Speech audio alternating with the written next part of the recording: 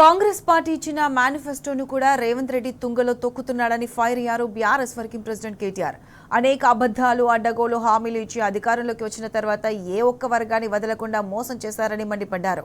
కాంగ్రెస్ పార్టీకి దమ్ముంటే తమ పార్టీలో చేరిన కాళీ యాదయ్యపై చర్యలు తీసుకుని ఎన్నికలకు వెళ్లాలని డిమాండ్ చేశారు.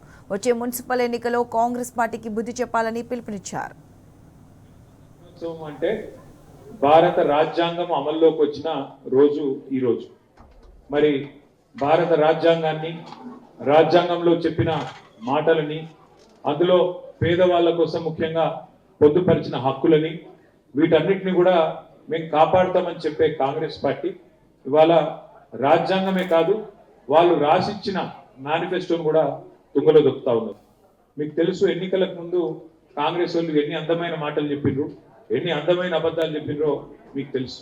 మొత్తానికి అందరూ కాంగ్రెస్ బుట్టల పడ్డందుకు ఇవాళ అందరం కలిసి బొందల పడ్డట్టు అయిపోయింది. ఇవాళ వాస్తవం ఏంటి అంటే, ఈ 2 ఏళ్లలో రేవంత్ రెడ్డి గారి ప్రభుత్వం, కాంగ్రెస్ ప్రభుత్వం ఏ ఒక్క వర్గాన్ని విడిచిపెట్టకుండా అందరినీ మోసం చేసింది. ఇప్పుడు చేవెళ్ళ 5 ఏళ్ల బుడ్డపొరగాని అడిగినా చెప్తాడు, యాదన్న ఏ పార్టీలు ఉన్నాడంటే కాంగ్రెస్ లో వేయండి కదా, రేవంత్ రెడ్డి సంఖ్యలో దూరిండు కదా అని చెప్తారు.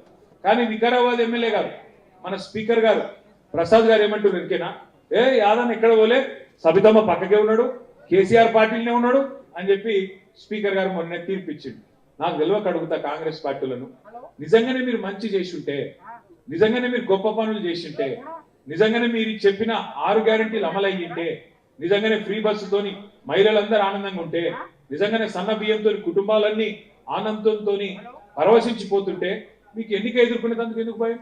అవును, యాదయ్య మా పార్టీలో చేరిండు కాబట్టి రద్దు చేయండి, మళ్ళా చేవెళ్ళ ప్రజల దగ్గరికి పోతాం, ఓటు అడుగుతాం, కాంగ్రెస్ పార్టీ మంచిగా చేస్తే గెలిపిస్తారు అని చెప్పి ఎన్నికలకు పోయే ధైర్యం రేవంత్ రెడ్డికి ఎందుకు లేదు?